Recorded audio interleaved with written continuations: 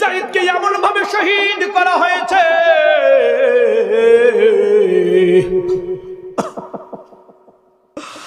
যায়েদকে এমন ভাবে শহীদ করা হয়েছে, ওগো নবীজি একটা অঙ্গ খুঁজে পাইলে অপর অঙ্গ খুঁজে পাওয়া যায় না। আমার যায়েদের লাশগুলো কোথায়? ওগো নবীজি খুঁজে পাওয়া যায় না। আমার নবী এই কথা শোনার পরে নবীর চোখ দিয়ে পানি পড়ে। রে মুসলমান, সাহাবায়ে কেরাম যায়েদের মায়ের কাছে চলে গেল, মায়ের কাছে চলে গেল। তেনার মায়ের নাম ছিল উম্মে আম্মার। মা তো নরম হয়, মা তো 1000 বার সন্তান কষ্ট দিলেও মা মাফ করে দেয়। মাকে তো যদি সকালে বেলা রাত্রি দেওয়া যায় না, রাজপুরের যুব সমাজ দুপুরে যদি পা ধরো মায়ে ক্ষমা করে দেয়। আর সামনে যায়, তিনি ব্যবসার কাজের জন্য মক্কা নগরীর বাইরের মধ্যে গিয়েছিলেন। নবীজিকে জিজ্ঞেস করলেন, ওগো নবীজি, যে ব্যক্তি মুসাইলামাতুল কাজ্জাব নবুয়তের দাবিদার করেছে, ওগো নবীজি তার গঠনটা কিরকম, তার আকার আকৃতিটা কিরকম? আল্লাহর নবীর কাছ থেকে মুসাইলামাতুল কাজ্জাবের ঠিকানা নিয়ে তার চিত্রটা, মুখের ফেসটা মুখের মধ্যে ধারণ করে ব্যবসার জন্য অন্য আরেক দেশের মধ্যে চলে গেলেন। দেশ থেকে আসার সময় মুসাইলামাতুল কাজ্জাবের সৈন্যবাহিনী তেনাকে গ্রেফতার করে ফেললেন। গ্রেফতার করে তেনাকে নিয়ে আসলেন জিন্দানখানায়, জেলখানায়। জিন্দানখানার মধ্যে নিয়ে এসে একবার নয়, দুইবার নয়, জ্বালাতন করতেছিল।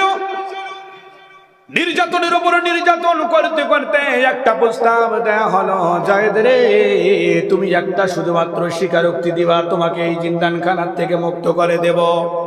যায়েদ ইবনে হারিস জিজ্ঞাসা করলেন, মুসাইলামা বলো কোন কাজটি করতে হবে? মুসাইলামাতুল কাজ্জাব ডাক দিয়ে বললেন, তুমি শুধু একবার মুখ দিয়ে বলো, মুহাম্মদ সাল্লাল্লাহু আলাইহি ওয়াসাল্লাম তিনি আখিরি পয়গম্বর নয়, আখিরি পয়গম্বর আমি মুসাইলামাতুল কাজ্জাব। যায়েদ ডাক দিয়ে বললেন, না না না, কোশ্চিন কালে এটা হতে পারে না।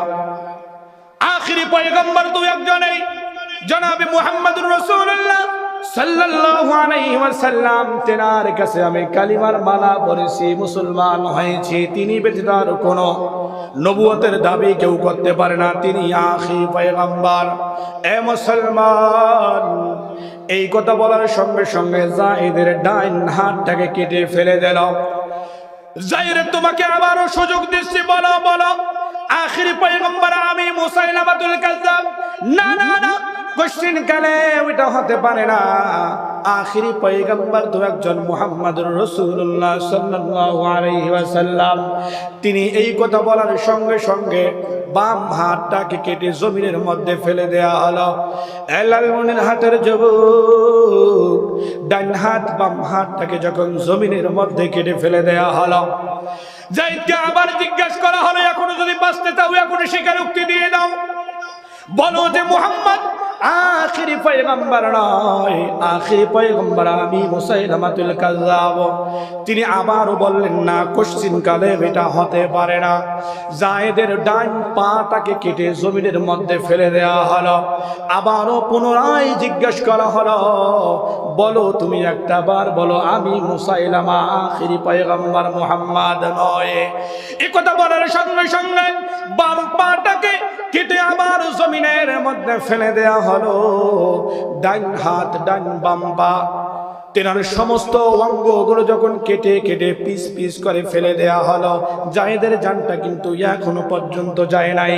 আমার আল্লাহ তাআলা আসমান থেকে দেখতেছেন, আমার আল্লাহ তাআলা ঈমানের পরীক্ষাটা যায়েদের এমন ভাবে নিচ্ছেন। মুসলমান, সমস্ত অঙ্গগুলো যখন কেটে কেটে জমিনের মধ্যে ফেলে দেওয়া হয়েছে, যায়েদের চোখ দ্বারা পানি বেরোয়। যায়েদ, তুমি কাঁদো কেন? কষ্ট হচ্ছে না কিনা? যায়েদ বলে, না না না, আমি তোমার জন্য কাঁদি না, আমি আর অঙ্গগুলোর জন্য কাঁদি কাঁদি না, আমি আমার হাতের জন্য কাঁদি না, আমি আমার পায়ের জন্য কাঁদি না, আমি আমার অঙ্গগুলোর জন্য কোনো কান্না করি না। আমি কান্না করি এই জন্য তুমি যে আমাকে এরকম কষ্ট দিচ্ছ রে মুসাইলামা, আমি জানি না তোমার শেষ মুহূর্তটা আমাকে কষ্ট দেওয়ার কারণে আল্লাহ কেমন দিয়ে দেবে। আমি আমার অঙ্গের জন্য কাঁদি না। এ মুসলমান, অঙ্গ চলে যাবে, কোনটা বলবো কোনটা বলবো না, কোনটা করবো কোনটা করবো না, কার সঙ্গে চলবো কার সঙ্গে চলবো না, কাকে সাপোর্ট করবো কাকে সাপোর্ট করবো না, একদিন আসছি একদিন যেতে হবে। মারবই যখন হকের পক্ষে মারবো, মারবই যখন হক কথা বলবো, অঙ্গ চলে যাবে, বিবি চলে যাবে, সন্তান চলে যাবে, কোরআনের পক্ষ নিয়ে বাঁচার জন্য লালমনিরহাটের যুব সমাজ কারা কারা রাজি আছেন? হাত তুলে আল্লাহকে দেখা। জায়েদকে ডাক দিয়ে বলা হলো, জায়েদ কাঁদো কেন? চোখের পানি অঙ্গের জন্য ব্যথা হচ্ছে নাকি রে জায়েদ? জায়েদ ডাক দিয়ে বলে, না না না, আমি আমার অঙ্গের জন্য কান্না করি না। জায়েদ রে কেন কান্না করো? ব্যথা হচ্ছে নাকি? না না না, আমি কিন্তু এই জন্য কান্না করি না, আমি তো কান্না করতেছি আমার আল্লাহ আমার জন্য, আমার ঈমানটাকে পরীক্ষা করতেছে আমার আল্লাহ। আমি আমার আল্লাহকে ডাক দিয়ে বলে, আয় আল্লাহ, একটা মাত্র জীবন দিয়েছেন আমাকে গো আল্লাহ, আয় আল্লাহ, আপনি যদি 1000টা আমাকে জীবন দিতেন। জায়েদ কাঁদে আর বলে, আয় আল্লাহ, আপনি একটা জীবন দিয়ে আমার কি পরীক্ষা নেবেন রে আল্লাহ? আপনি যদি 1000টা আমাকে জীবন দিয়া দুনিয়ার মধ্যে পাঠাতেন গো মাওলা, আয় আল্লাহ, আমি জায়েদ প্রমাণ করে দিতাম আমি মুহাম্মদ সাল্লাল্লাহু আলাইহি ওয়াসাল্লামের কাছ থেকে ঈমান পেয়েছি, কালিমা পড়েছি।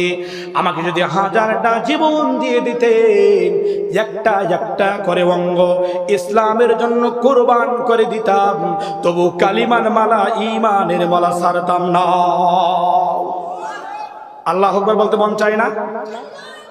এ মুসলমান, এই বাক্যগুলো মুসাইলামাতুল কাজ্জাব সরে সরে মনে মনে আফসোস করতেছেন, এ কেমন ঈমান! একটা করে অঙ্গ কেটে কেটে ফেলে দিচ্ছি, চোখ দিয়ে পানি আছে, জিজ্ঞেস করলে বলে পানি এই ব্যথার কারণে নয়।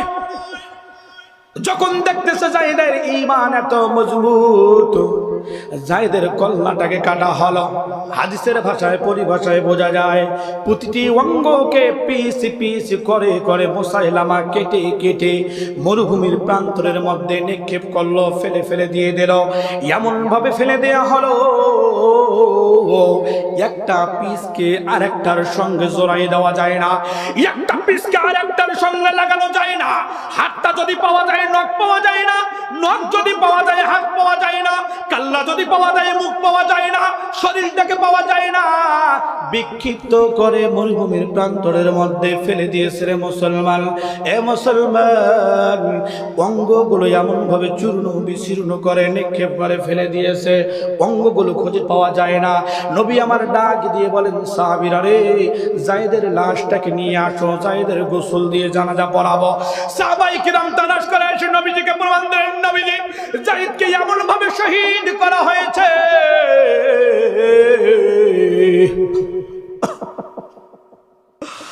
জায়েদকে এমন ভাবে শহীদ করা হয়েছে, ওগো নবীজি, একটা অঙ্গ খুঁজে পাইলে অপর অঙ্গ খুঁজে পাওয়া যায় না। আমার জায়েদের লাশগুলো কোথায়? ওগো নবীজি, খুঁজে পাওয়া যায় না। আমার নবী এই কথা শোনার পরে নবীর চোখ দিয়ে পানি পড়ে রে মুসলমান।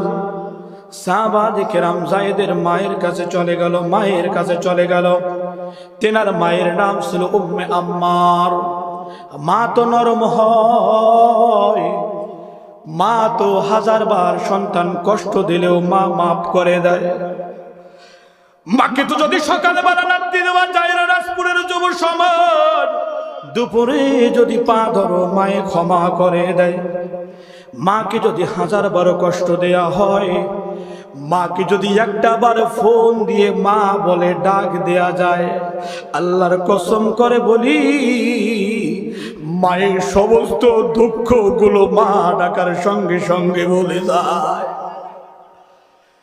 যায়েদের মায়ের কাছে যখন খবর আসলো, যায়েদের মা এবার সাহাবায়ে কেরামকে জিজ্ঞাসা করে, ও সাহাবীরা, আমার সন্তান যায়েদ যে জিহাদের ময়দানে নয়, ব্যবসার উদ্দেশ্য গিয়েছিল, আমার জায়েদ কোথায়, আমার সোনামণি কোথায়? যায়েদের মা তো শুধু যায়েদের ছিল এমনটা নয়, আমাদেরও মা রয়েছে যুব সমাজ, আমাদেরও মা এরকম নরম প্রকৃতির হয়ে যায়।